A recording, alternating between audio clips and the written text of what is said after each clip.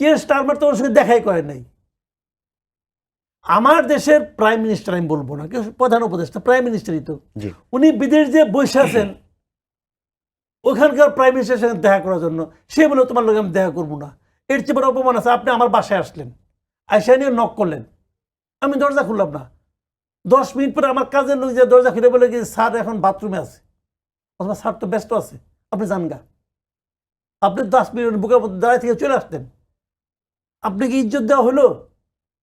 এখানে কিন্তু ডক্টর ইউনূস একা না, ওনার সম্মান জাতির সম্মান, দেশের সম্মান, ওনার বেজ্জতি দেশের বেজ্জতি। কিন্তু রাজা চার্লস তো হচ্ছে ব্রিটেনের সর্বোচ্চ সম্মানের প্রতীক, তার সাথে তার বৈঠক, তার হাত থেকে পুরস্কার শুনেন নেওয়া, না, পুরস্কার তার হাত থেকে নেয় নাই, ওরা শফিক কয়, আর কেউ কয় না।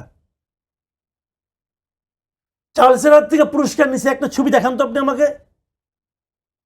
পুরস্কার প্রাপ্তরা লাইন ধরে খাড়াইছে, ওখানে উনিও খাড়াইছেন, উনি তাদের সঙ্গে দেখা করে চলে গেছেন। পুরস্কার নিছে ওই যে ফাউন্ডেশন, ওই যে ইটা আছে যে ফাউন্ডেশন, মানে আপনার প্রেসিডেন্ট যে ফাউন্ডেশন, এই কিং যে ফাউন্ডেশনটা আছে, ওই ফাউন্ডেশনের যে চেয়ারম্যান এক ভদ্রমহিলা, তার কাছ থেকে। এগুলি আর এটা কি পুরস্কার হবে? জীবনের নাম শুনছেন এই পুরস্কারের?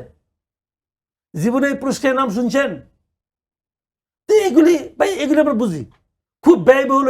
যে রুমে যে ছিলেন, ওখানে যে হোটেলে ছিলেন, 39 জনের বহন নিয়ে গেছেন, 39। আমাদের মতো দেশের জন্য 39 পার্সেন্ট লোক নিয়ে দেশের বিমানেও যায় নাই, এমিরেটসে করে গেছে, ফার্স্ট ক্লাস করে গেছে অনেক একজন, যার যার পজিশন অনুযায়ী পাইছেন, সিট পাইছেন, ওইভাবে গেছেন। যাই না, যে হোটেলে ছিলেন, ওনার রুমের ভাড়া তো দৈনিক 10 লাখ টাকা। উনি যে রুমে ছিলেন, যে প্রেসিডেন্ট সুইট, ওটা ভাড়া 10 লাখ টাকা ভাড়া প্রতিদিন, 4 দিনে 40 লাখ টাকা ভাড়া দিয়েছেন উনি ওনার জন্য। আর বাদ বাকিদের জন্য টাকা খরচ হয় না রে ভাই, এগুলি বলেন না। আমার কথাটা হলো কি, ব্যয়বহুল একটা, এই জিনিসটা উনি আগে যদি ফোন করতেন সঙ্গে সঙ্গে হয়ে যেত। উনার ক্যারিকেচার করার জন্য আমার জাতির পয়সা অপচয় করছেন উনি।